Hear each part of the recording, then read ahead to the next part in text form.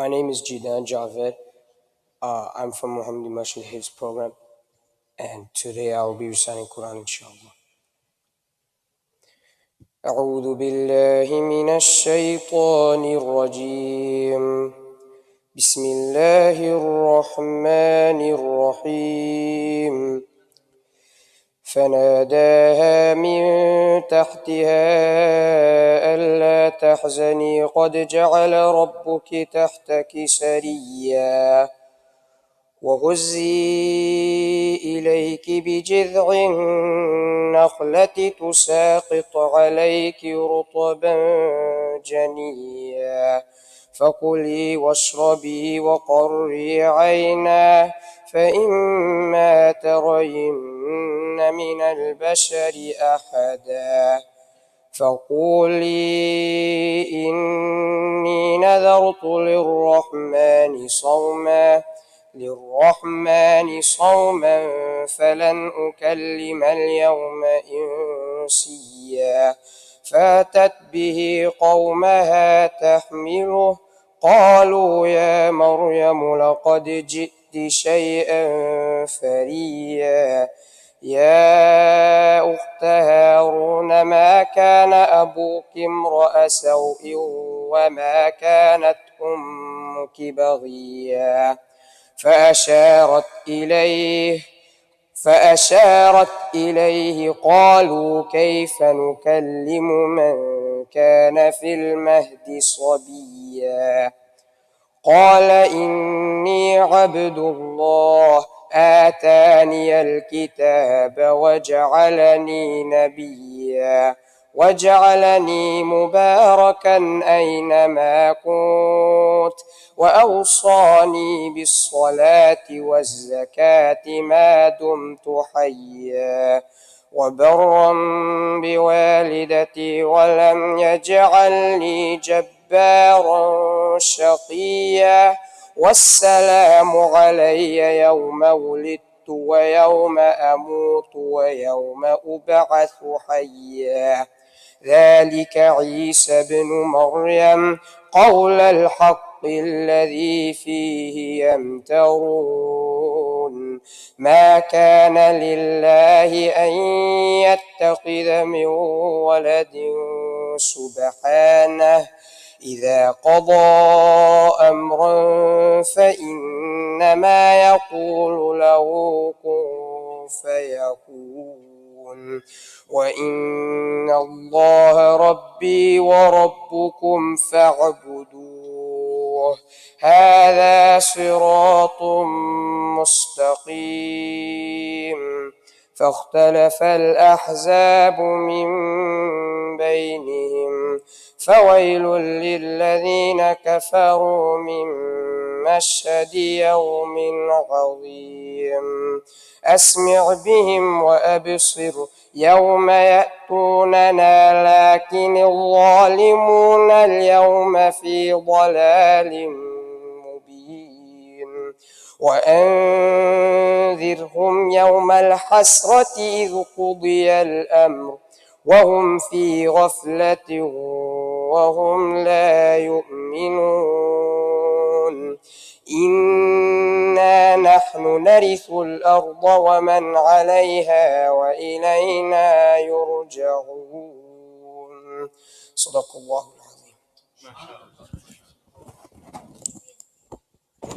Jazakallah khair. May Allah reward him, his parents and his teachers, inshallah. Ameen. So this is the format of the program today. Some of the fathers who are sitting here have daughters, alhamdulillah, and the girls have madrasa. And some of the fathers sitting here have sons. So the mothers of the boys are here in the masjid, and the mothers that are of the girls are in the event hall, and they can listen us. But it won't be a live transmission for the girls' side. We will just have 2 more short programs, and then inshallah we'll cut off. It will be only limited to the boys' side, and then the sisters' program will continue to give them space and their own time. They will have their own presentations, meaning the girls' presentations, and then the distribution of the rewards, the trophies and the certificate. And we will have our own presentations on the boys' side. and the distribution of the certificates and the trophies, inshallah. So now I will request Mufti Ubaidullah Sahab, who is the director of Misbah also, and he's the principal of the girls' madrasa also, to please, inshallah, give us some advice.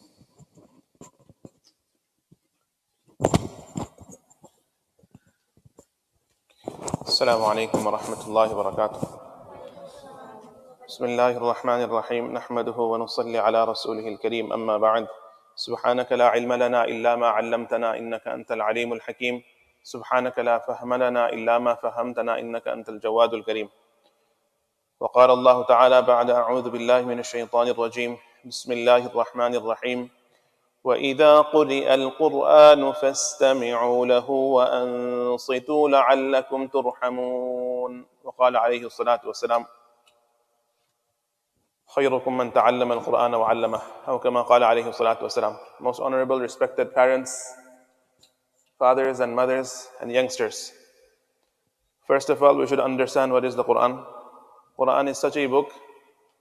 If we look at the book, we get a reward. If we respect the book, we get a reward. If we recite the letters, we get a reward. If we listen to someone reciting, we get a reward.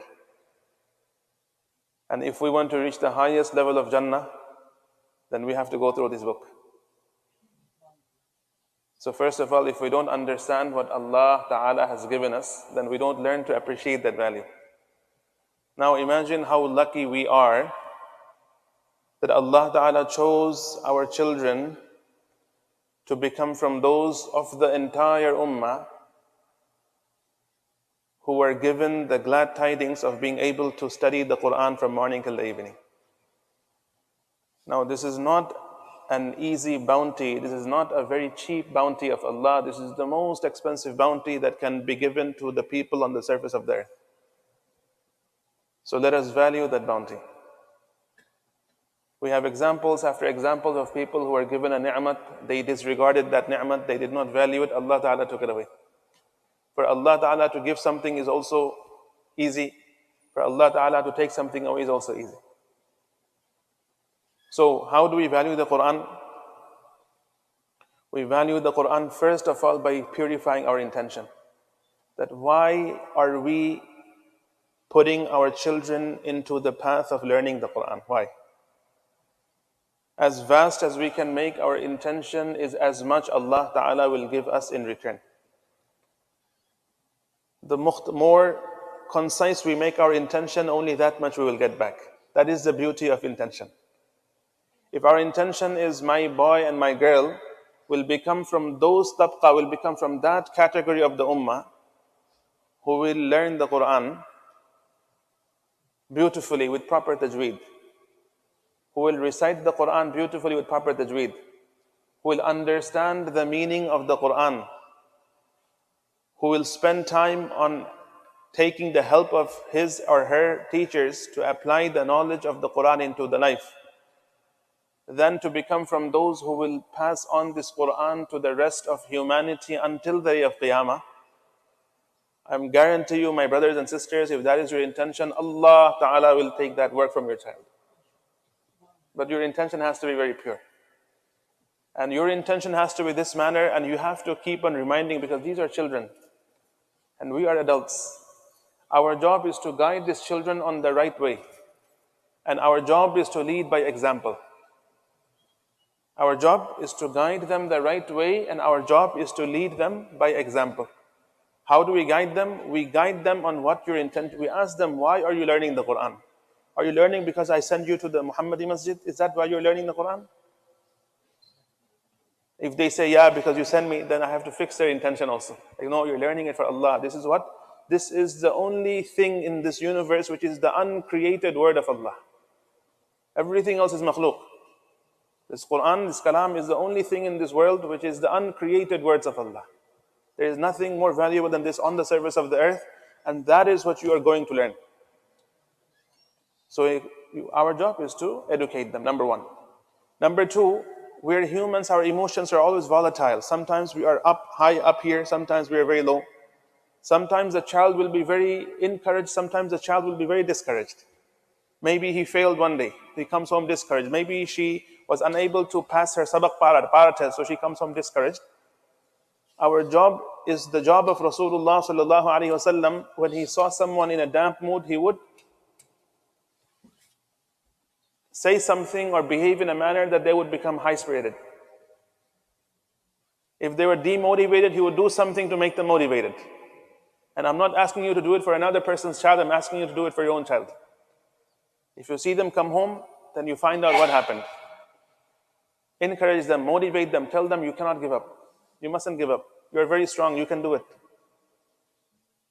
And then if we see that they're coming with a problem and 1 day, 2 day, 3 day, the problem is not solving, then don't play the game of, okay, oh, it's her fault and his fault and his fault and my, no. Think it's my fault. Now, what can I do to solve the situation? Do I have to call the teacher? Do I have to call the principal? Is it because I'm not giving my child time? What is it? Brainstorm and find a solution and work with it. Why? Because Allah Ta'ala will not just value and honor your child if they can fulfill the requirement. Allah Ta'ala will value you. That's when you will be given the status of that cloth which is more valuable than the entire universe. That honor will be for you, for the child or for you? It's for you. So may Allah Ta'ala keep us firm, keep our intentions correct, keep our spirit correct, and let us go on the journey, not with a short-term vision, with a long-term vision. The vision of continuing this knowledge, the seek of knowledge for our children until they reach as far as they can reach. Not only with Hifz, but also after Hifz, they can do the alim course, or as much as we can give them. Why?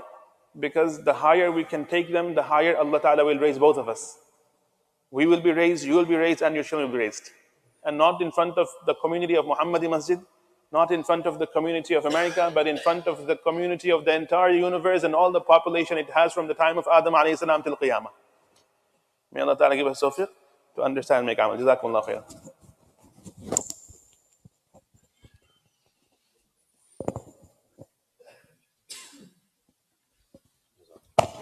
Jazakallah khair, Mufti Sahib. May Allah give us the understanding of these things and allow us to act upon them also. Ameen, inshallah. Now, the sisters, on the sisters' side, the teachers can disconnect the live stream. They can start their own program, inshallah, and we'll continue with the boys' program here. First, we will go ahead with the presentations of our students before the distribution of the prizes and the trophies. Now, I call upon Asad and Asadullah and Ibrahim Chima to come forward. Inshallah, one will recite 10 ahadith and the other will do the translation of those 10 ahadith.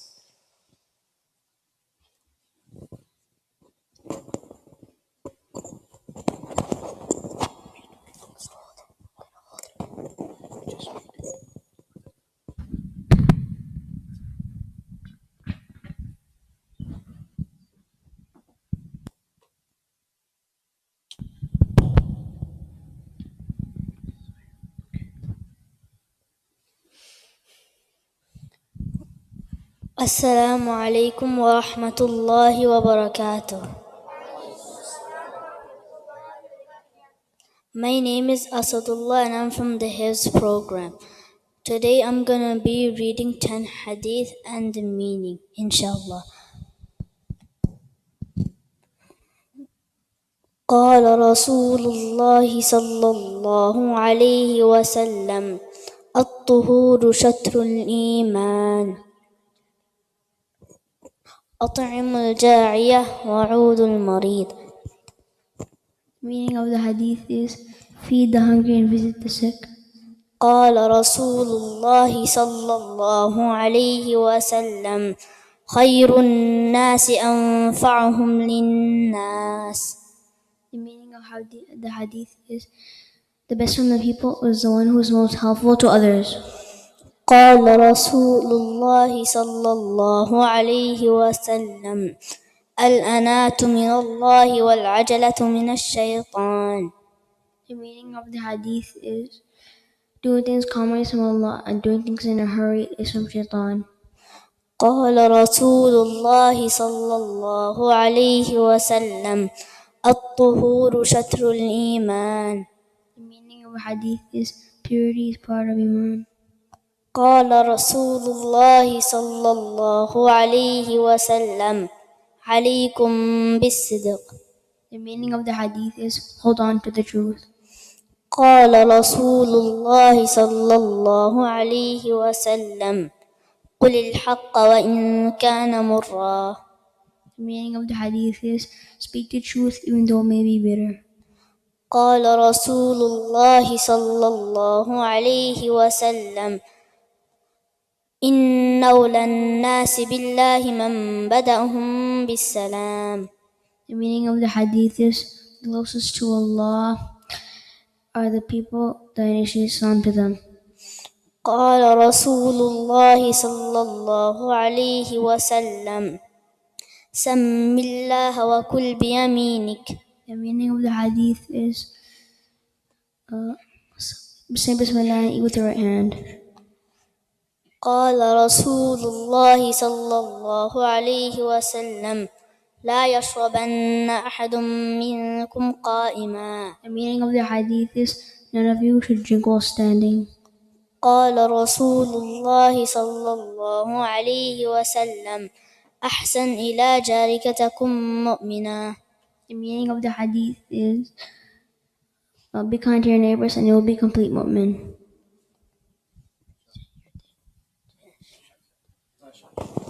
Jazakallah khair to both of them, Asadullah and Ibrahim. May Allah accept their effort, the teacher's effort, and the parents' effort. Ameen.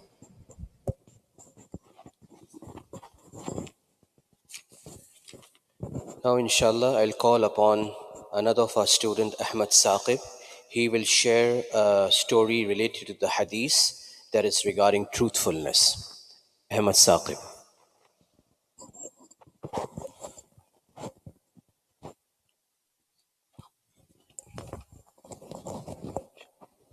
Assalamu alaikum warahmatullahi wabarakatuh. My name is Ahmed Saqib. I am from Muhammadi Masjid Hifz program, and today I will be sharing a story about a hadith. قال رسول الله صلى الله عليه وسلم عليكم بالصدق, from Sahih Muslim. The meaning of the hadith is hold on to the truth.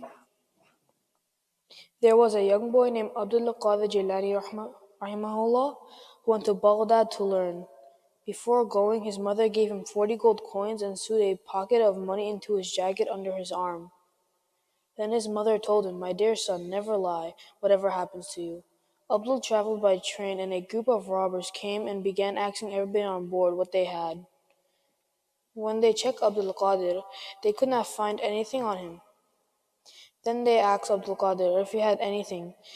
He told them that he had 40 gold coins, and he showed them where they were kept. The robbers then took Abdul Qadir to the leader. The leader asked Abdul Qadir why he told the truth. He told the leader that he could have easily lied, and told the leader that he had no money and he would have easily gotten away with it. But he did not hide the money. He didn't hide the money. Abdul Qadir told the leader about what his mother taught him and what Allah and his Rasul sallallahu alaihi wasallam told the Muslims. The leader started crying and said, "This boy is so young, but he listens to his mom, and I am so old, and I don't even listen to Allah subhanahu wa ta'ala." The leader and his group of robbers made tawbah and changed their ways. They became good Muslims and returned all the stolen money back to their owners. Abdul Qadir Jilani rahimahullah became a great and close friend of Allah subhanahu wa ta'ala when he grew up. This story teaches us the importance of telling the truth. Rasulullah sallallahu alaihi wasallam made it very clear that lying is prohibited in Islam and that Muslims should always be honest and trustworthy people. When a man is hanging from a tall cliff, he hangs on the cliff with all his strength. He tries his best to hold on to the cliff and never let go, because he knows he will fall and if he does not hold on. Similarly, Rasulullah sallallahu alaihi wasallam told us to always hold on to the truth. This means that a lie should never be uttered from our tongues, because then we will fall and it will be hard to get back up. A lie is followed by more lies to cover up that one lie. Instead of lying, we should always tell the truth. Assalamu alaikum warahmatullahi wabarakatuh.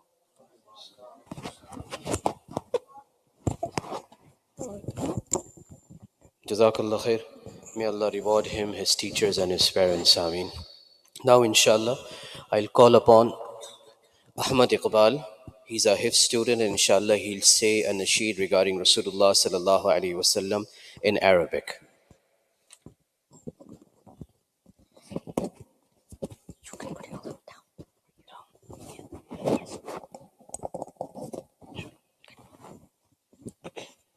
Assalamu alaikum wa rahmatullahi wa barakatuh. My name is Ahmad Iqbal. I'm from the Muhammadi Masjid Hifz program. And now I will be sharing a nasheed. مصطفى مصطفى منبع للصفا سيد الأنبياء مشعل في الوفا كان في عطفه لليتامى ضيفا مصطفى مصطفى منبع للصفا سيد الأنبياء مشعل في الوفا كان في عطفه لليتامى ضيفا حن قلبي له فهو شوقا إليه ليس أرجو سوى شربة من يديه الصلاة عليه والسلام عليه للسماء يتقى فأتى بالنقى وغدا وجهه نيرا مشرقا كان من عفوه حين حان اللقاء قال فلتذهبوا أنتم طلقا مصطفى مصطفى منبع للصفا سيد الأنبياء مشعل في الوفا كان في عطفه لليتامى ضيفا حن قلبي له فهو شوقا إليه ليس أرجو سوى شربة من يديه الصلاة عليه والسلام عليه كان في هديه منهجا وسطا كان تسعده بسمة البسطا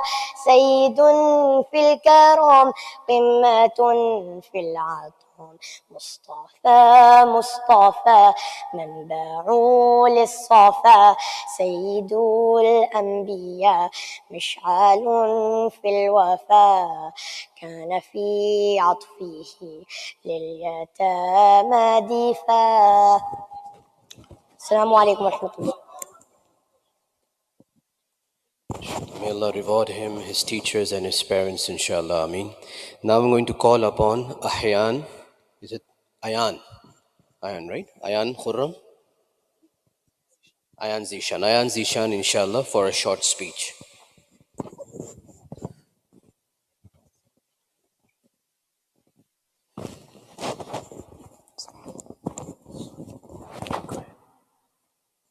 Assalamu alaikum wa rahmatullahi wa barakatuh. My name is Ayan Zishan and I am a student in the Muhammadi Masjid Hifz program. I would like to say from the onset, and I am very happy and proud to be a part of this community and masjid. It was a very big decision for myself and my family to come on the path to learn and memorize the Quran. In May 2022, I took the big and scary step of discontinuing my public school and undertaking the noble mission of learning the Quran by heart. Despite all the fears my relatives had in regards to how high school is very important and how I'll regret later in my life about leaving school, my mother and myself always knew that this opportunity of memorizing the Quran may never come again. And there is nothing that can replace the Quran. I would like to thank Maulana Kashif and my ustads who trusted my abilities to pursue my dream of becoming a hafiz and encouraged me to undertake this path. The Messenger ﷺ said, خَيْرُكُمْ مَنْ تَعَلَّمَ الْقُرْآنَ وَعَلَّمَهُ. The best among you is the one who teaches and learns the Quran. And he was صَادِقُ الْمَصْدُوق the most truthful of all men. Even his strongest enemies knew that he sallallahu alaihi wasallam would never utter a lie. I make dua to Allah subhanahu wa ta'ala that He accepts me and my fellow classmates to be included among the people of this hadith, and that He accepts the efforts of our teachers, the management, and Maulana Kashif. Ameen. Jazakallah khair. Assalamu alaikum.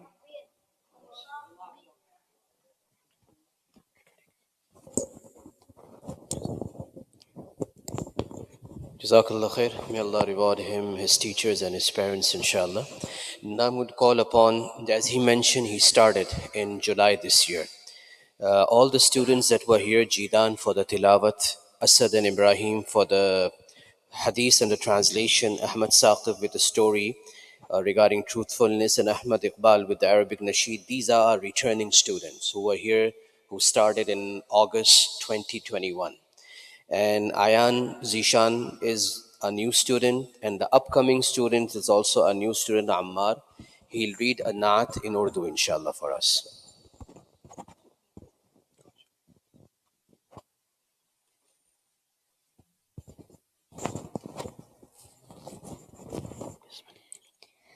Assalamu alaikum wa rahmatullahi wa barakatuh. My name is Salma Sheikh and I am a Hifz student at Muhammadi Masjid, and today I will be singing the Naat Sharif.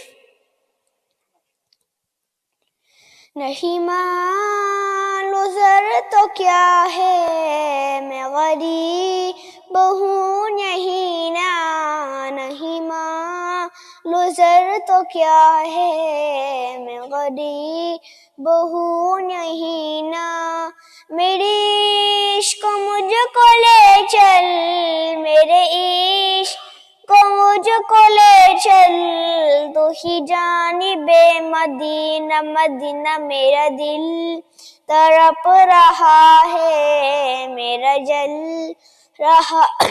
رہا ہے سینہ میرا دل تڑپ رہا ہے میرا جل رہا ہے سینہ کہ دوا وہیں ملے گی کہ دوا وہیں ملے گی مجھے لے چلو مدینہ مدینہ میرا دل تڑپ رہا ہے میرا جل رہا ہے سینہ دیدار مصطفیٰ کو آنکھیں ترس رہی ہے دیدار مصطفیٰ کو آنکھیں ترس رہی ہے دشوار ہو گیا ہے دشوار ہو گیا ہے ان کے بغیر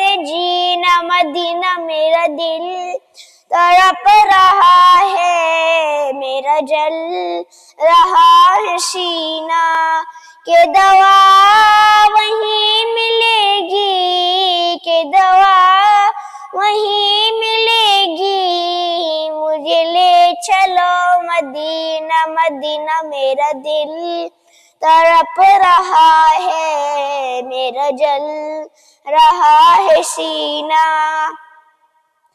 تصویر مصطفیٰ جو نظر آ رہی ہے دل میں تصویر مصطفیٰ جو نظر آ رہی ہے دل میں سوچتا ہوں دل میں سوچتا ہوں دل میں میرا دل ہے یا مدینہ مدینہ میرا دل تڑپ رہا ہے میرا جل رہا ہے سینہ کہ دوا وہیں ملے گی کہ دوا وہیں ملے گی مجھے لے چلو مدینہ مدینہ میرا دل تڑپ رہا ہے میرا جل رہا ہے سینہ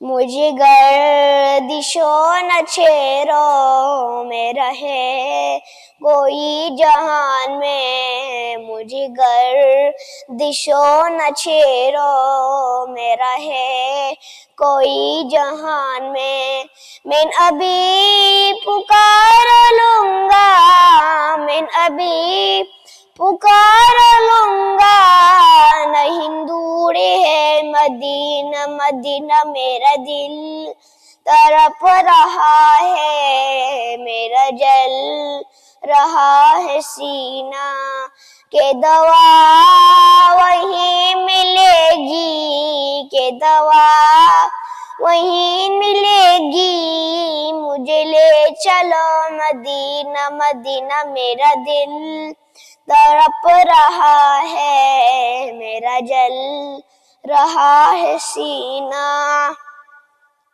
شب روز بر رہا ہے میرے تشنگی کا عالم، شب روز بر رہا ہے میرے تشنگی کا عالم، یہ پیاس کب بجھے گی، یہ پیاس کب بجھے گی، میرا ساقی مدینہ مدینہ، میرا دل تڑپ رہا ہے، میرا جل رہا ہے سینہ، کہ دوا وہیں ملے گی، کہ دوا وہیں ملے گی، مجھے لے چلو مدینہ مدینہ، میرا دل تڑپ رہا ہے، میرا جل رہا ہے سینہ، مشک و گلاب عنبر ہر ایک شے سے بہتر، مشک و گلاب عنبر ہر ایک شے سے بہتر، دونوں جہان میں مہکا، دونوں جہان میں مہکا سرکار کا پسینہ، مدینہ میرا دل تڑپ رہا ہے، میرا جل رہا ہے سینہ، کہ دوا وہیں ملے گی، کہ دوا وہیں ملے گی، مجھے لے چلو مدینہ مدینہ، میرا دل تڑپ رہا ہے، میرا جل رہا ہے سینہ، بھیجو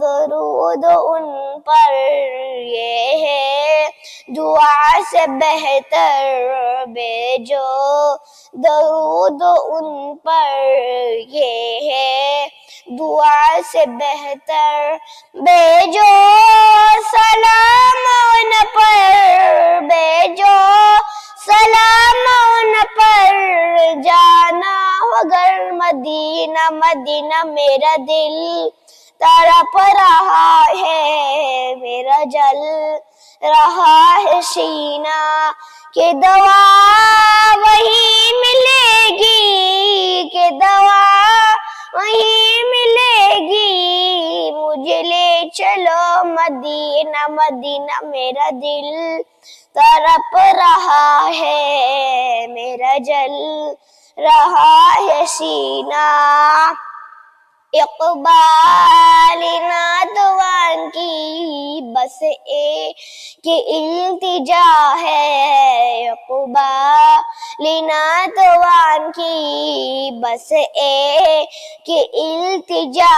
ہے، رہ زندگی سلامت، رہ زندگی سلامت، میں بھی دیکھ لوں مدینہ مدینہ، میرا دل تڑپ رہا ہے، میرا جل رہا ہے سینہ، کہ دوا وہیں ملے گی، کہ دوا وہیں ملے گی، مجھے لے چلو مدینہ مدینہ، میرا دل تڑپ رہا ہے، میرا جل رہا ہے سینہ۔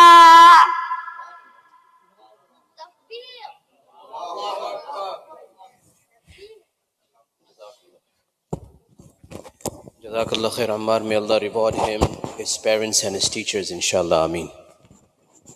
Just give us a couple of minutes, inshallah, and we'll start the distribution of the prizes.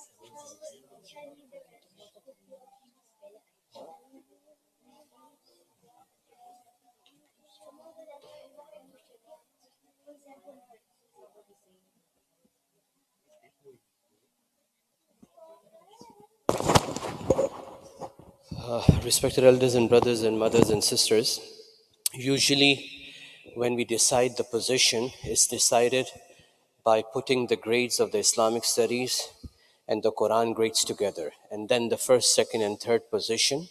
And then we have the certificates for three categories: the best behavior, class participation, and the most improved students.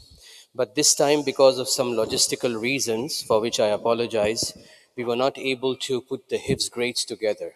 So today's first, second, and third position is related to Islamic studies. Those who got first, second, and third in Islamic studies. And inshallah, in the next week, once the grades are here, we will give more awards, inshallah, for those who came first, second, and third in the Quran. But usually it's together. This time, because of some reason, we were not put it together. We were not able to put it together.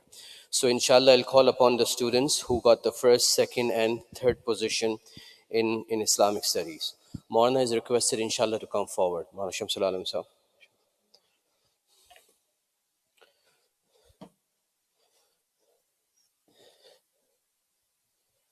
The first position in the boys for Islamic studies is Ahyan Ahmad. Takbir. Akbar. The goodie bag. Ahyan.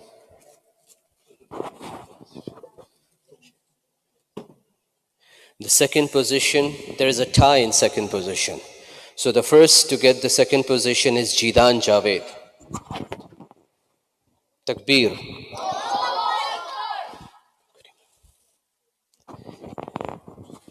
And the second to get the Islamic Studies, second position is Ahmad Iqbal.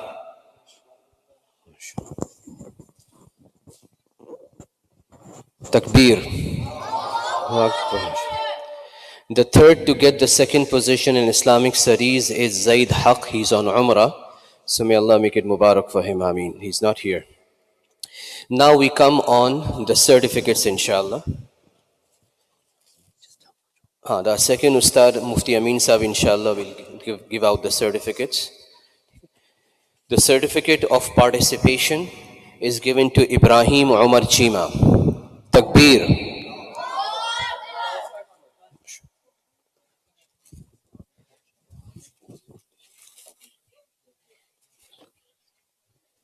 The certificate of most improved is given to Jitan Javed.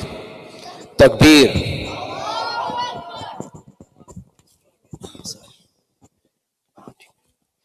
The certificate of best behavior is given to Ahyan Ahmad. Takbir. We have 3 kids in the best behavior category. One is Ahyan Ahmad, who just got it. Second student to get in the category is Asadullah Mahmood. Takbir.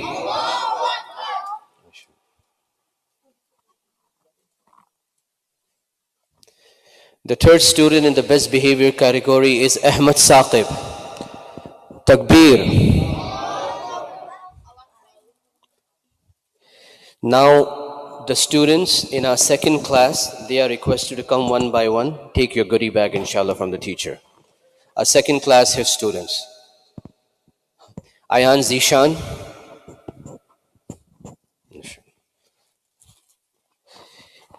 Yasin or Ibrahim? Ibrahim Weish.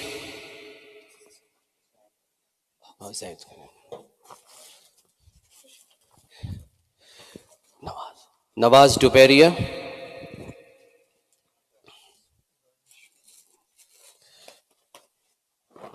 Ibrahim. Yasin Weish.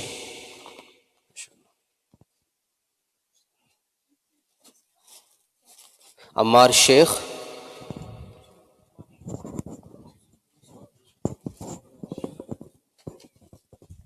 Yusuf Adnan. No, the one in the second sub. Ayan Khurram.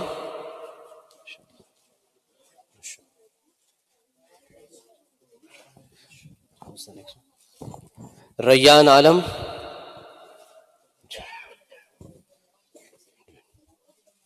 Ahmad Fazal. Did I miss anyone's name? Muhammad, mashallah, Muhammad. Okay. Any of the siblings who are here, of the kids, they can come forward also. We'll give you also a goodie bag just to participate in the program. Oh, these are Maktab students, mashallah. Okay.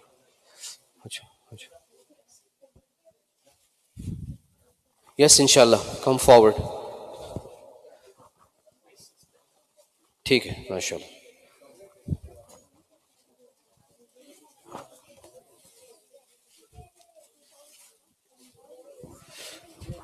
If you have me.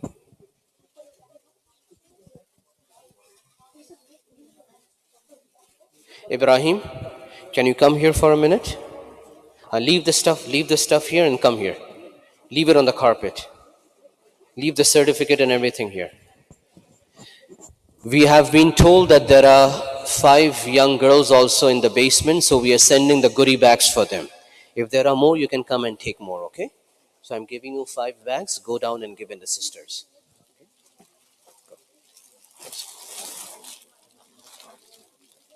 You know how to go to the basement? Okay. Leave your stuff there. Give this to the 5 girls. Give to the parents. Give it to the sister.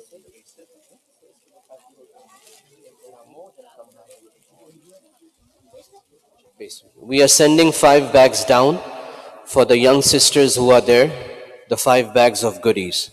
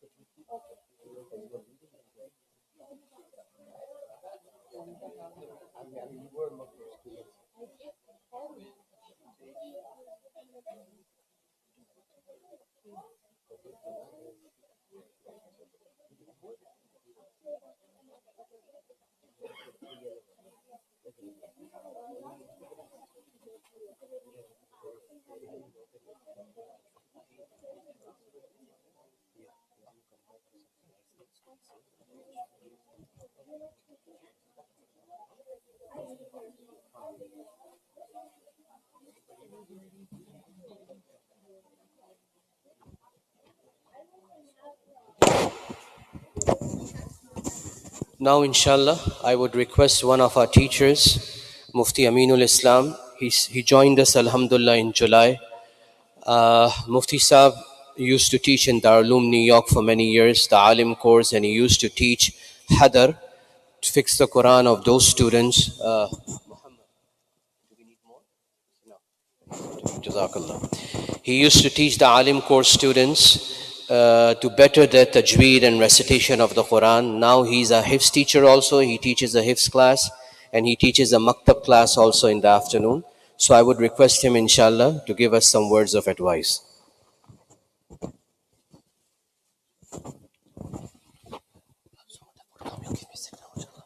I'll let you know.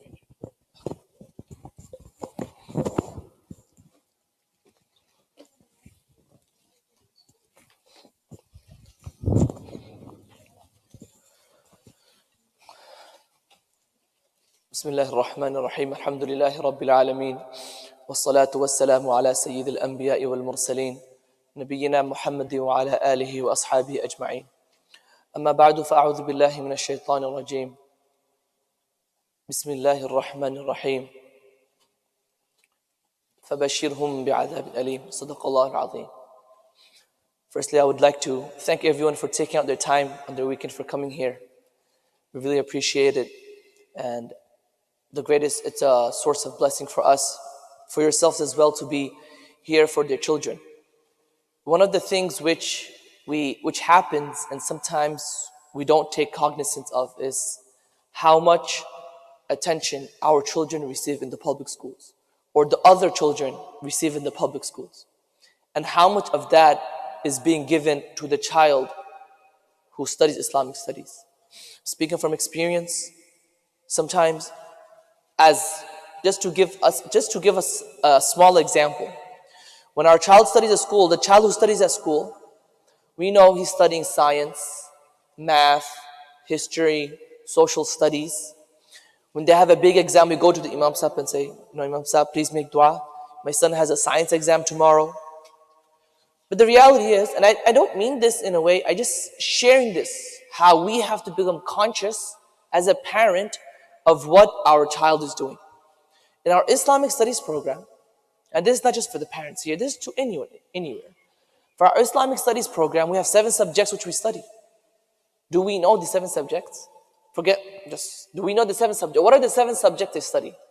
My point here is, when the parent is aware of what the child is studying, and when the parent shows interest in what the child is studying, the enthusiasm of that student will go far beyond. It'll go leaps and bounds, by leaps and bounds. Think about it. When a child goes to school, someone's talking about business, he sees a big businessman in front of him. He knows about a businessman in terms of the media. Everyone knows the name Elon Musk. Some big scientist who's helping out. There's a doctor. Everyone knows someone for another field. But our children, what I'm trying to say is that we need to be their source of strength and support in the home. When I say source of strength and support, I don't mean simply asking him, how did your study go today? Did you give sabak today? If you ask a child, did you give lesson today? They'll say, yes, I did, I didn't give, and that's okay. But when you go beyond and above, okay, did you give lesson today? How many lines was it? How did it go? Oh, you made a mistake. Oh, that's okay. Don't worry. There's always another day. You have a long time. No need to feel bad about it. Oh, you're studying seerah. MashaAllah, tell me what you learned today. This shows active interest from the parent. Active interest. The world of Islam in America, the vision of Islam for America for children is still very small, even for adults. When we think of America, a Muslim community, how much of a Muslim community do we see? Alhamdulillah, it's here. But compared to a Muslim country, now we have to imagine this on a little child's term as well. Does a child see a future for himself when he's studying Quran? Does he have worries inside which is bothering him? Does he feel his Quranic studies or Islamic studies is going to take him somewhere or not? As parents, we have to step in and fill in this gap. Sometimes, wallahi, of course, the teachers are there to support the child, to guide the child, but nothing beats the parent. The parent is really who the child takes after. If the value of the Quran is truly, the value for Islam is truly in the household, the child will have that value as well. We can teach, even though they spend hours with us, and we are eternally grateful to all the parents for entrusting us with your children. And it is an amana, and we take it very, very seriously. But once again, there's really nothing which can replace the attention which a parent gives.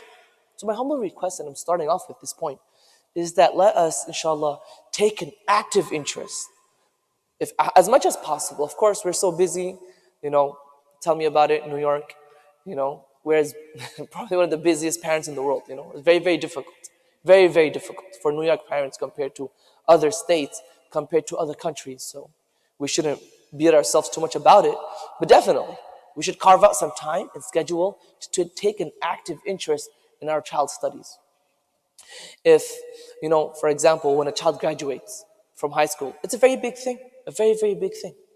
When my child has an achievement in the madrasa, he comes out first place. Alhamdulillah, these children have first place here. Phenomenal. We did our part. There should be something in the house as well. A small celebration inside the house. It doesn't have to be major. Not major, but just something small. At least a drink, a candy. Take them out for a bit of food. We have to play our active role.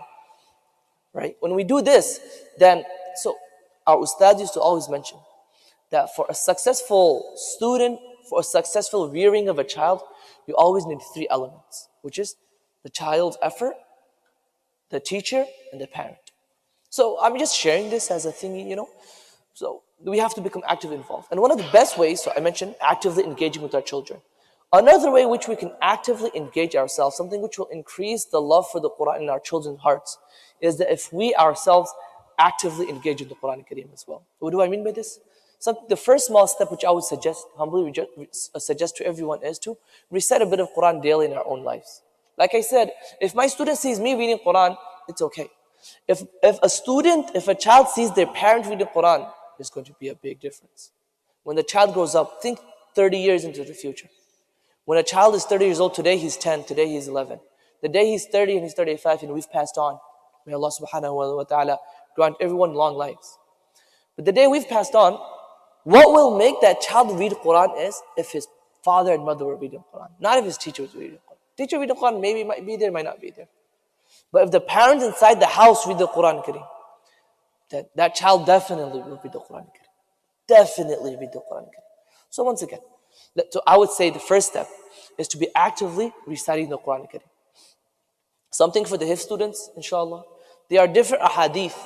There are different ahadith which discuss the virtues of the Quran Kareem. Nabi sallallahu alayhi wa sallam sometimes speaks about Ahlul Quran. Ahlul Quran, hum Ahlullahi wa khasatuh.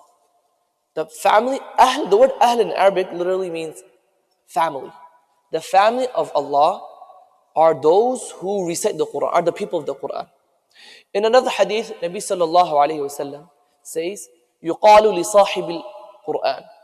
It will be said to the Sahibul Quran, the companion of the Quran. Iqra wartaqi, the famous hadith. Read and keep on reading, and you will ascend the levels until you reach the last ayah. In the third hadith, Nabi sallallahu alayhi wa sallam speaks about Hamilul Quran. Hamilul Quran is a person who carries the Quran. So what's interesting here is, if you look at the different ahadith which discuss the Quran, Okay, this is more for the Hifz students. If you look at the different ahadith which speak about the Quran, you will not find the mention of Hafiz al-Quran. You find 3 titles in the hadith. Number 1 is Sahib al-Quran, a companion of the Quran. What does the word Sahib mean? Sahib means companion, a companion. You know, in the Quran, Allah subhanahu wa ta'ala says, وَمَا صَاحِبُكُمْ بِمَجْنُونَ. Your companion is not mad. Allah subhanahu wa ta'ala is speaking to the kuffar of Makkah, to the mushrikeen of Makkah, and He says, your companion, وَمَا صَاحِبُكُمْ بِمَجْنُونَ. He's not mad. What does the word Sahib mean? Sahib is not someone who you sat next to in the train. Sahib means someone who you've known for a long time. So in the Quranic ayah, what it actually means, the full translation. So if you open up a translation, it just says, your companion is not mad. But what's the complete translation? Your companion whom you've known for a very long time and who you know very well, he's not mad. That's what the meaning of Sahib is. Someone who, your companion, you know, not someone who's next to a train, someone you stood in line in Starbucks and you bought a drink. That's not Sahib. Sahib is your colleague. Sahib is your family. Sahib is your co-worker. Sahib is your employer, your employee. That's a Sahib. Someone who you know for a very long time. The kuffar of Makkah, they're the ones who said, Nabi sallallahu alayhi wa sallam is as-sadiq and al-amin, right? Before Nubuwah. They know Nabi sallallahu alayhi wa sallam very well. So the hadith uses the word Sahib al-Quran. So one day, if my car gets stuck on the road, may Allah protect all of us, we don't ever want that happening. If my car gets stuck on the road and I pop the hood, I try to navigate what's happening here. You know, is it the alternator, is it the battery? No one's going to call me a mechanic. No one's going to call me a mechanic. If I work on cars every single day, they say, okay, he's a mechanic. You know, if one day I roll up my sleeves and try frying some chicken for the kids, no one's going to call me a chef. The person who's a chef is he who? The person who's in the kitchen every day. Or, as his full-time occupation. The hadith says, يُقَالُ لِصَاحِبِ الْقُرْآنِ. It will be said to the companion of the Quran. The companion of the Quran is not someone who recites the Quran once every 2 weeks, no. The companion of the Quran is someone who recites the Quran regularly. So even if you're a hafiz, even if you've memorized the words, you have to recite the Quran regularly and you have to follow the injunction of the Quran Kareem as well. In addition to that, at the same time, this tells us who are not hufaz that we can also become Sahib al-Quran. You know, as parents, rightfully so. We're thinking about the next phase in life, which is what? How to take our children forward. But we should not forget ourselves. Oh, like, wallahi, we have our own hisab and kitab to do on the day of Qiyamah. We should not forget ourselves either. So this gives us a chance to become Sahib al-Quran as well. If you look Ahlul Quran, the other hadith says, Ahlul Quran hum Ahlullahi wa khasat. The family of Allah, Ahlullah, is who? Ahlul Quran, is the family of the Quran. Once again, if a family is who? Is it someone who, do you think if I meet someone on the street, is it a family? A family is someone who you know very, very well. You know, like they say in English, nothing runs thicker than blood. Nothing runs thicker than blood. If you're in a deep, deep problem, it's your family who's going to come save you. Nothing runs thicker than blood. So Ahlullah, hum Ahlullah, Ahlul Quran, hum Ahlullahi wa khasatu. Once again, what are we seeing from this hadith? Having a deep connection and a deep relationship with the Quran. This is not going to come if we are just reciting the Quran only once a week or twice, or once in 2 weeks. We have to recite the Quran daily. It's my humble request to everyone. Even if it's just half a page. My humble request is to the parents. They can tell the mothers as well and share with the other siblings as well. It should not be such that one sibling goes to school, you know, he comes in, he goes his homework and that's it. The other one of his Quran. Rather, it should be everyone in the household should be reciting a bit of Quran every single day. Every single day. This is the minimum obligation the Quran holds above us.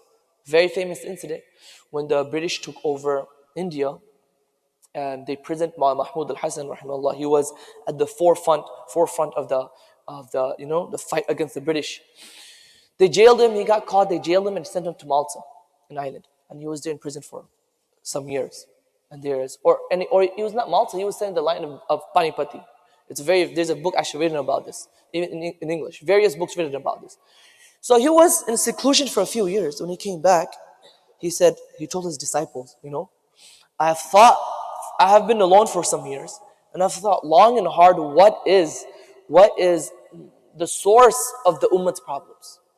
The source of the ummah's problem. And he said, there are 2 reasons why the ummah is broken apart. the ummah is not, why the ummah is not going through good times, positive times. And he said the first reason is that the ummah has been disconnected from the Quran al-Karim. The ummah has been disconnected from the Quran al-Karim. That's the first reason. And he immediately ordered all his students who are ulama. Muhammad Hassan rahimahullah was a great scholar. He was a very, very senior scholar. He immediately ordered all his students to start durus al-Quran and tafsir classes in the local masjid, to be connected with the Quran al-Karim. So one thing is being connected with the Quran, reciting the Quran. Another one is perfecting the tajweed. You know, we think about our students' tajweed. Our own tajweed is also of paramount importance. Tajweed is an obligation which will last till the day of Qiyamah. Sometimes, alhamdulillah, I have people, calling me regularly, of all ages, not just children, of all ages, high school students, some adults. Just 2 weeks ago, my mechanic, I've been going to for some time, mashallah. And just 2 or 3 weeks ago, he asked me and he said, can you listen to my Quran? And then I said, sure. And then he asked me, and he recited a few ayat. And he asked me, what's the best way for a person to improve the tajweed? And he said, sometimes we have events, sometimes family comes over, someone recites Quran, some people feel too shy to step up. And as it is, it's a right of the Quran. And he recited the Ayatul Kursi to me. He said, what are your, any feedback? How can I improve? What's the best way? And I suggested to him, in fact, one of the books which we teach here. I said, this is the best thing you can use. You just use this, inshallah. And like that. And this mechanic, he's an elderly person. He's very experienced, 20 years or so, just in the field. So my point is, all over.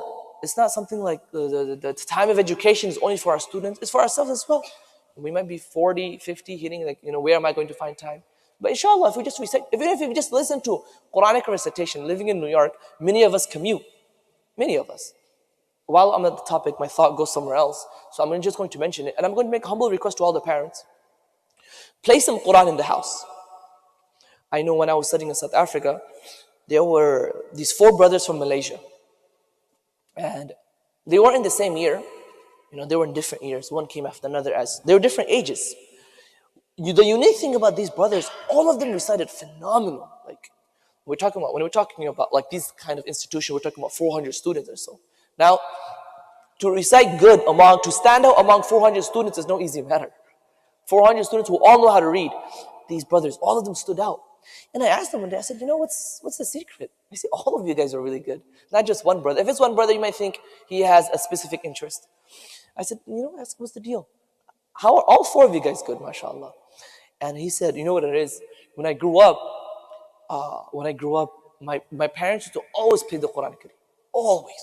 When we'd be on the road as a family together, he'd be playing the Quran al-Karim. And this is something which I've seen one of our teachers, our Qur'an teacher, Qari Ismail Ishaq rahimahullah. Sometimes we would go with him somewhere, some place, some jalsa, some program. And the moment you step in the Quran, the moment you turn the Quran is playing. This is my humble request to all the parents. Have Quran playing loud in the house. Have Quran just playing loud. If you want some reciters, I can suggest some reciters, inshallah. And if you can take it one step forward, meaning, it's considered something normal in America. When our child grows up, when he reaches the age of 10 or 12, to buy him an iPad. It's part of American culture. Firstly, I would make a humble request to all the parents, do not buy him an iPad. My humble request to each and every parent, don't buy them the iPad. You'll see the benefit 10 years later. Why? When a person has an iPad, just to speak about this, when a child has an iPad, you're literally introducing the culture of, you've given him the key to access any culture he wants. He's learning the European culture. He's learning the non-Muslim culture. He's learning every culture on the planet just by watching YouTube. So in other words, maybe you were thinking he's safe inside our house. What's the harm here? Once he has that electronic and internet in his hand, he's learning culture from everywhere.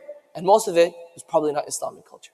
You understand? Then you see one day, you're walking past the room, or you hear him talking on the phone, he's using an ajib word, and you're like, whoa, where'd you learn that from?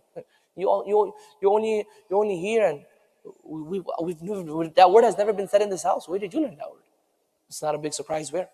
My first suggestion is don't give them the iPad. But my point is, since all the parents are already buying their children iPads, my humble suggestion to everyone, especially parents of his students, they are very cheap MP3 players. They are very cheap MP3 players that can be found on Amazon or whatever, $25 or so. They come in 2 gigabytes. Look for a sturdy one, something that has good reviews. And buy your child the MP3 player.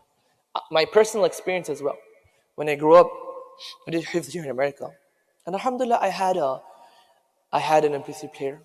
And I used to listen to reciters. And this will help your child's recitation so much, so much, so much. I cannot even begin to express it in words. I cannot even begin to express the word. So you download the Quran Kareem. I'm ready to assist if needed. You buy an MP3 player. You download the Quran Kareem. You put it into the MP3 player. You tell the child, here's your MP3 player. You tell the child, here is your MP3 player, this is for you. The child will be very, very happy. Very, very happy. Like, I have an MP3 player. First, the ownership of something. I recently just bought for my youngest sibling, very, very small, 9 years old or so, an MP3 player. The best way you can improve your child's recitation, especially the teachers for the new students. And the benefit of this is, another benefit, is that your child, if you download the entire Quran Kareem, your child will be listening to different surahs many times. And many times a child will listen to a surah again and again. It becomes easy for them. I know a person who, they used to listen to different surahs, different on the Quran, the MP3 player. When they came to the 29th juz, because these are common Surah Qiyamah, Surah Hud, but the little children didn't go to the masjid. But this child, he used to listen a lot. When he was doing Hifz, when he reached the 29th juz, I kid you not, I know this, I've seen it myself personally, he memorized the 29th juz in 2 days. And the 29th juz each juz normally has 20 pages. The 29th juz is 24 pages. It's not, and they have some very hard surahs there. There's Surah Jinn. Ask any Hafiz. Surah Jinn is like, if you say Surah Jinn is like a jinn got you. Very difficult, very tricky. You wanna catch a student out, you wanna know you wanna know how good your child's Hifz is, test them on Surah Jinn. Very, very, Ism ba musamma, like this in Arabic. Surah Jinn. So it has very difficult surahs like Surah Jinn. Surah Qalam isn't easy either, very, very tricky surah. وَلَا تُطِعْ كُلَّ حَلَّافٍ مَهِينٍ هَمَّازٍ مَشَّاءٍ. You hear these words, what's going on here, But this person, he memorized the 29th juz in 2 days. 12 pages sabak. Like the parents who are children already doing Hifz, or who are already doing Hifz, you know how much that is? 12 pages in 1 day. And before that, before he reached the 29th juz, he was going from front to back. The last couple of ajza, he was giving 5 pages sabak. 5 pages sabak. This is not something which is normal. It's not ordinary getting 5 pages sabak. A quarter para, which means if you finish 1 juz in 4 days, inshallah, our students will be able to do so in the future. But my point of mentioning this is, one of the main reasons for this was because he used to always listen to the Quran Kareem. Always used to listen to the Quran Kareem. Well, why is it? It's because when you listen to Quran Kareem, fluency increases, fluency. When we speak a language, many of us, when we came to America, we probably experienced some of this or sort, When we spoke English, the first 3-4 years, a bit difficult. And slowly, you just become better. The fluency increases, the speed increases, Sometimes people tell me also I speak too fast. Fluency is too much. That's what happens when you're raised in America. Sometimes you speak to a youth and you're like, what did you just say? He said it's so fast. Why? Because that fluency. It's the exact same thing in Arabic. Alhamdulillah, that's why we try to have our students, we try to make our Nazara program very rigorous. We set as much of the Quran as possible. We try not to rush that as well, because it improves fluency. But the other secret is, you can always improve fluency, even if your child, I want to mention one last thing about that person. When that person started doing Hifz, that child who memorized the 29 juz in 2 days, when he started doing Hifz, he used to memorize only 3 lines. He started off with 3 lines.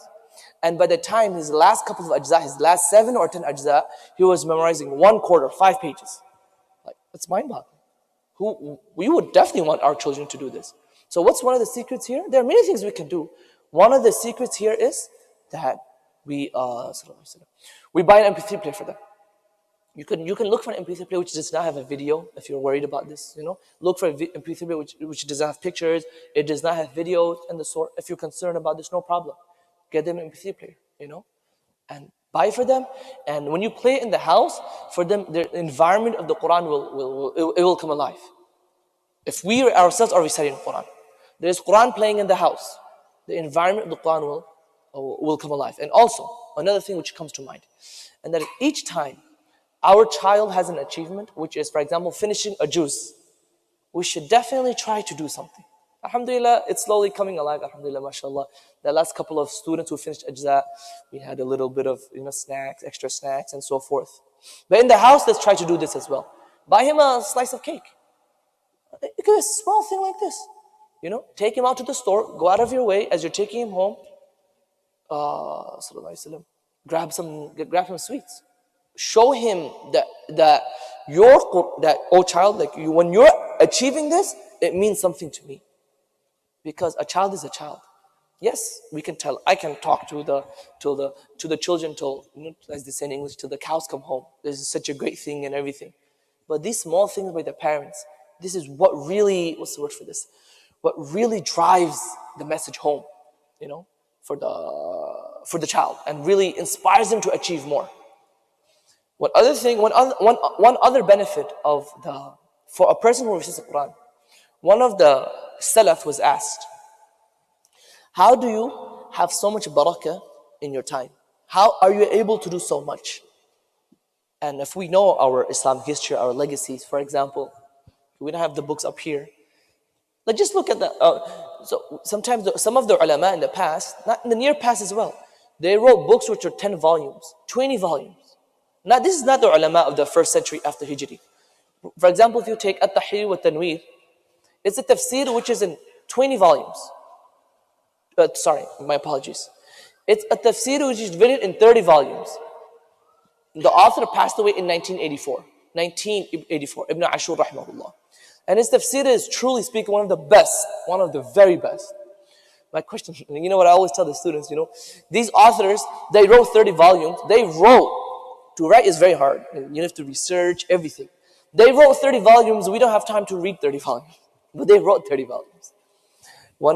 It's a general problem with parents who live in New York, or people who work in New York. Time is so short for us. We just can't manage one thing to another. We're just jumping around. So one of the Salaf was asked, how are you able to achieve so much and you and I have the same 24 hours? He said, كُلَّمَا زَادَ حِزْبِي مِنَ الْقُرْآنِ زَادَتِ الْبَرَكَةُ فِي وَقْتِ. Each time, he said, I have my daily amount I recite from the Quran al-Kareem. Right? We all have our daily amounts, 1 page, 2 page. And he said, what I've noticed is, the more time I put into my Quranic tilawah every single day, in proportion to that time, Allah subhanahu wa ta'ala enables me to achieve what I do in my work. And this is not just for him. This applies many things. For example, one teacher was asked, one of the ulama was asked, how is it that you're able to explain so well to your students? So well. He was famous. He was very, very well known for his explanation ability. He said the same thing. He said, I recite 10 ajza. He said, I read 10 ajza before Fajr. And this, through the barakah of those ajza, that helps me in my classroom. So it's the same thing here once again. When we increase our tilawah of the Quran al-Kareem, generally Mufti Ubaidullah was here as well, and he just mentioned it. Generally, when we recite the Quran al-Kareem, we recite the Quran al-Kareem just for thawab, to get rewards. But the Quran is much more than just rewards. Much more than just rewards. The Quran will help us in accordance to the intention we make when we recite the Quran al-Kareem. For example, one of our teachers would say that when we recite the Quran al-Kareem, very few are those people who recite the Quran al-Kareem with the intention of gaining hidayah. With the intention of gaining hidayah. And Allah subhanahu wa ta'ala, when He's put Ihdina Sirat al-Mustaqim in Surah Fatiha, when He has put Ihdina Sirat al-Mustaqim in Surah Fatiha, that means this is a dua which you and I should definitely be making every single day. Well, otherwise, why would Allah put the Quran al-Kareem? 125,000 Anbiya, 100,000 Anbiya, I'm sure all of them made dua, right? All of them make dua. A Muslim makes dua. How do you have a Nabi who doesn't make a dua? Right? Of course they made dua. But Allah subhanahu wa ta'ala did not put every single Nabi's dua in the Quran al-Kareem. He did not put every Rasul's dua in the Quran al-Kareem. He put only a selected amount of dua in the Quran al-Kareem. For example, the dua of Ibrahim alayhi salam. When Ibrahim alayhi salam was building the Kaaba, what dua did he make? He made a few du'as. One of the du'as was, رَبِّ اجْعَلْنِي مُقِيمَ الصَّلَاةِ وَمِنْ ذُرِّيَّتِي رَبَّنَا وَتَقَبَّلْ دُعَاء. رَبِّ اجْعَلْنِي مُقِيمَ الصَّلَاةِ وَمِنْ ذُرِّيَّتِي. Oh Allah, make me and my progeny people who establish salah. Is this the only dua Ibrahim alayhi salam made? Ibrahim alayhi salam made lots of du'as. This is just one of those du'as. So, if Allah subhanahu wa ta'ala put it into the Quran al-Kareem, that means that it is a dua you and I should be making as well. And in fact, if we type into Google, right, you can list of Quranic du'as. رَبَّنَا هَبْ لَنَا مِنْ أَزْوَاجِنَا وَذُرِّيَّاتِنَا قُرَّةَ أَعْيُنٍ وَاجْعَلْنَا لِلْمُتَّقِينَ إِمَامًا. رَبَّنَا هَبْ لَنَا مِنْ أَزْوَاجِنَا وَذُرِّيَّاتِنَا. Right? Allah, make our wives and our children the coolness of our eyes. You know, in the Arabic language, why is the word قُرَّةَ أَعْيُنٍ used? قُرَّةَ أَعْيُنٍ. Why is that used? When you cry, your eyes are either hot or they're either cold. When you're sad, or if you're angry, and then you cry, your eyes are hot. Those are hot tears. But when you cry out of happiness, your eyes, the tears that come out, they're not hot. You're not garam at that moment. You're not hot at that moment. That's why the phrase قُرَّةَ أَعْيُنٍ is used. The coolness of our eyes. Because when we cry and when our tears are cold, and this is another subject in the Quran Kareem, inshallah, and while we're on this topic, it is my request to everyone as well, and that is, inshallah, we have put our children here, and we have enlisted them in the Hifz al-Quran, in the Hifz program. Inshallah, we'll be there to support them till the very end. But after they finish the Tahfidh al-Quran program, let us also make an effort as well to enlist them for advanced Islamic studies, for the Alamiya program and so forth. And there, they will be able to, when you give someone an envelope, the Quran al-Kareem, it's like a box which is closed. When someone gives you an envelope, it's full of money. How much money is in here? What are the bills? Is it $10 bills, $50 bills, or $100 bills? You have a boxed gift. The Quran al-Kareem is a boxed gift. We put them into the Tahfidh al-Quran program, and they memorize the Quran, and that's the boxed gifts. When we take it further, when they study the Quran further in the Alamiya program and so forth, it's advanced Islamic studies, that's when you're opening the gift of the Quran Kareem. So, Mana, it's said, inshallah? It's said? Okay. Inshallah. So, this is my last request for us, inshallah. So, once again, just to recap, whenever our children achieve something, even if it is small, let us, show us that we actively care about it. Right? And let us, inshallah, try to create an environment of the Quran Kareem inside our homes, inshallah. It will assist your child so greatly, inshallah, and it will be a means of inspiration for your other children and the children who visit your home as well, inshallah. Once again, we'd like to end off with thanking everyone for coming to the program and for taking out your time, inshallah. Jazakumullah khair.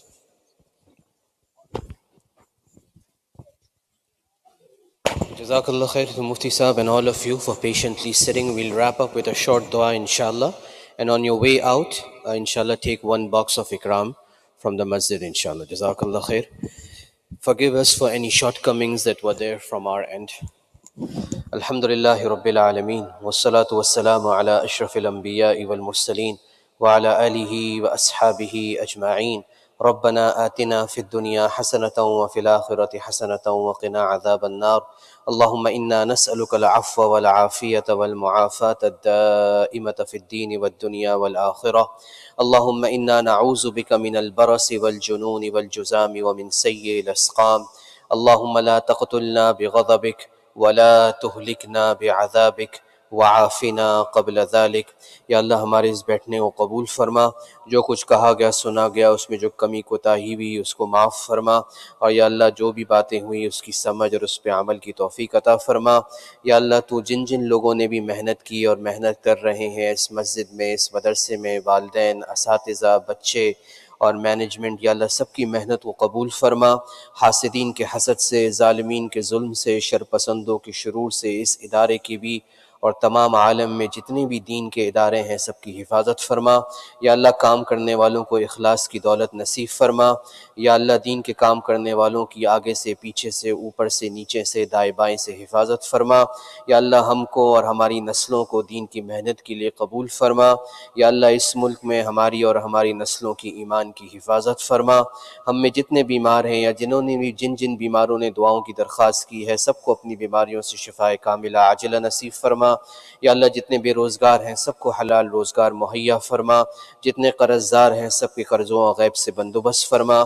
جتنے پریشان حال ہیں سب کی پریشانیوں کو دور فرما۔ جس کی جو بھی نیک تمنا ہے اپنے فضل و کرم سے اس کو پورا فرما۔ اور یا اللہ یا اللہ تیرے علم میں ہے جس کے جو مسئلے ہیں، بیوی کے مسئلے، شوہر کے مسئلے، بچوں کے مسئلے، کاروبار کے مسئلے، یا اللہ ہمارے جو بھی متعلقات مسئلے ہیں یا اللہ محض اپنے فضل و کرم سے ان کو آسان فرما۔ اور یا اللہ ہم سب کا خاتمہ ایمان پہ نصیب فرما۔ سبحان ربک رب العزت عما یصفون وسلام علی المرسلین والحمد للہ رب العالمین۔ جزاک اللہ خیر۔